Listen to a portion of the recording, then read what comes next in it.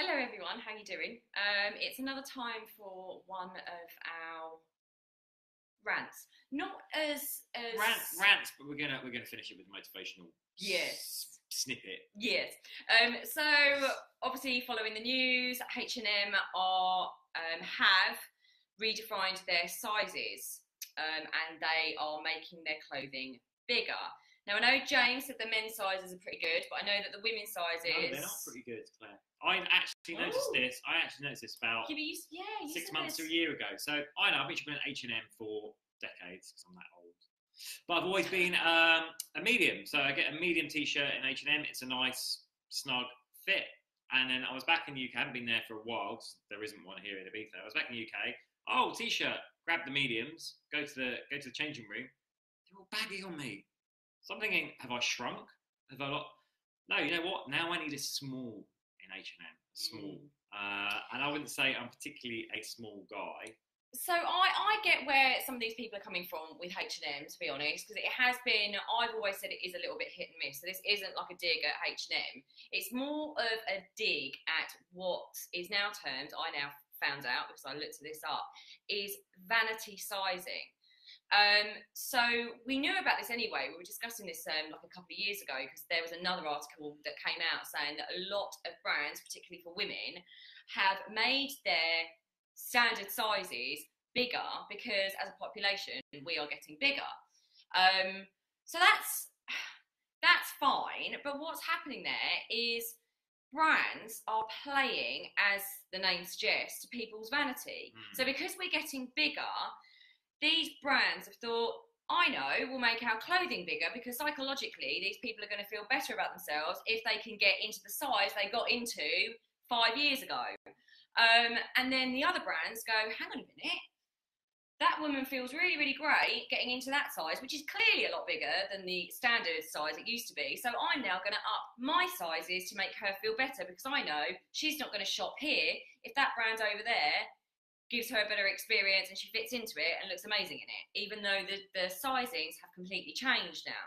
So, that kind of led us on to talk about just shrouding and masking the issues of the fact that we are becoming a bigger population.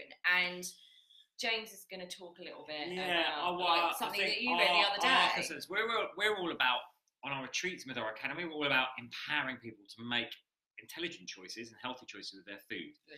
And I think the danger is, like in society today, there's just a lot more shifting accountability to a third party. Yeah. We're seeing it more and more and more. People are kind of happy to blame genetics. We're seeing like initiatives being suggested, like if you're overweight, you should be allowed to come to work later and leave earlier so you miss rush hour and it's not stressful for you. That's not addressing the root cause of the problem, is it? Not addressing the root cause of the problem. And listen, here's the thing. Sometimes people sit there and they'll be like, well, it's easy for you because, you know, you look the way you do something. You know what? I was a really fat kid. He was. Really fat kid. And all your friends out there will know he was quite fat. Yeah, when I was a little fat kid.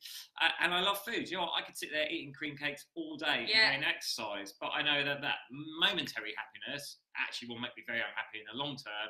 I won't actually like myself very much. So hence, you know, cream cake once in a while, and then I'll do an extra hard session to burn it off. So it's not that I'm lucky. No. I have educated myself and I work hard at it. I think the problem is now we're past responsibilities like, let's have no fast food outlets near schools. Yeah. Because it's not the kids' fault if they eat burgers every day. Well, you know what? It is. And we're just shifting the blame. This is the nanny state culture that we're in. Is like, let's not put any responsibility in the hands of the actual people. Let's just kind of not address the issue and put sticky plasters over it.